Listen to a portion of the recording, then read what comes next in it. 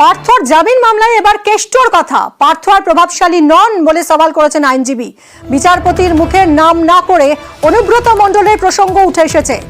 ঠিক কি হয়েছে সওয়াল জবাব শুনবো অর্ণব আমাদের প্রতিনিধির কাছ থেকে। অর্ণব,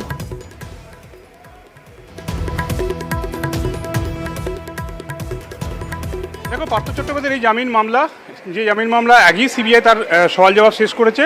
কিন্তু এই মামলায় আজকে যখন শুনানিতে আসে তখন ডিভিশন বেঞ্চের অন্যতম বিচারপতি অপূর্ব সিনহা রায় তিনি কিছু মন্তব্য করেন এবং তিনি বলেন, এবং তার বলার প্রেক্ষিতটা হচ্ছে সুপ্রিম কোর্টে একাধিক প্রভাবশালী ব্যক্তিকে জামিন দিয়েছে সুপ্রিম কোর্ট। সেটা অরবিন্দ কেজরিওয়াল হতে পারে, মনীষ সিসোদিয়া হতে পারে, পি চিদম্বরম হতে পারে, বা অনুব্রত মণ্ডলের প্রশ্ন। এবং এই অনুব্রত মণ্ডল কিছুদিন আগেই ফিরেছেন জামিন পেয়ে ইডির মামলায়, এবং তিনি তার প্রতি দলের যে আনুগত্য এখনও রয়েছে সেটাই তিনি বোঝাতে চেয়েছেন। অর্থাৎ জামিন পাওয়ার পর দলের তার সঙ্গে যে যোগাযোগ, অর্থাৎ তার প্রভাবশালী বিষয়টা যে এখনও লঘু হয়ে যায়নি সেটাকেই নাম না করে বলার চেষ্টা করেছেন বিচারপতি অপূর্ব সিনহা রায়। তখনই পার্থ চট্টোপাধ্যায়ের আইনজীবী জানান, মিলন মুখোপাধ্যায় সিনিয়র অ্যাডভোকেট, যে অনুব্রত মণ্ডলের কথা হয়তো বলতে চাইছে আদালত, কিন্তু পার্থ চট্টোপাধ্যায় এখন একজন বিধায়ক, অনুব্রত মণ্ডল একজন বিধায়কও নয়। পার্থ চট্টোপাধ্যায় এখন মন্ত্রী নয়, এবং অনুব্রত মণ্ডলের মতো ক্ষমতাবান নয় পার্থ চট্টোপাধ্যায়। কারণ অনুব্রত মণ্ডল একজন বিধায়ক না হয়েও পুরো বীরভূম জেলা তিনি কন্ট্রোল করতেন।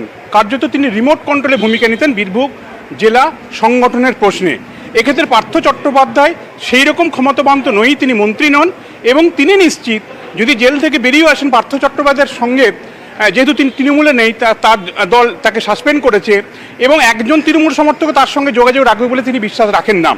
শুধু তাই নয়, এই জায়গাতে থেমে থাকা নয়, পার্থ চট্টোপাধ্যায় এবং অনুব্রত মণ্ডলের মধ্যে বিস্তর পার্থক্য রয়েছে প্রভাবশালী জায়গা থেকে, সেটাই বোঝানোর চেষ্টা করা হয়।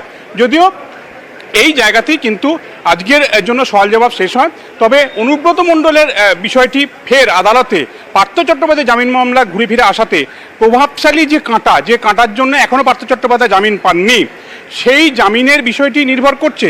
তবে এক্ষেত্রে সিবিআইকে ডেডলাইন দিয়েছে কলকাতা হাইকোর্টের বিচারপতি অরিজিৎ বন্দ্যোপাধ্যায় এবং বিচারপতি অপূর্ব সিনহার ডিভিশন বেঞ্চ, এবং সেখানে বলা হয়েছে 1 তারিখের মধ্যে সিবিআইকে কিন্তু লিখিত তাদের যুক্তি কি জামিনের বিরোধিতা সেটা জানাতেই হবে, এবং তার প্রেক্ষিতে 3 তারিখ এই মামলার ফের শুনানির জন্য আসবে। এবং যেহেতু পুজোর একটা লম্বা ছুটি রয়েছে, বিচারপতি অরিজিৎ বন্দ্যোপাধ্যায় জানিয়েছেন এই পুজোর ছুটির আগেই আদালত চাইছে এই মামলার নিষ্পত্তি করতে। অর্থাৎ সেক্ষেত্রে যে পার্থ চট্টোপাধ্যায় জামিন ভাগ্য খুললেও খুলতে পারে পুজোর আগেই, অর্থাৎ আগামী সপ্তাহেতেই। ধন্যবাদ অর্ণব।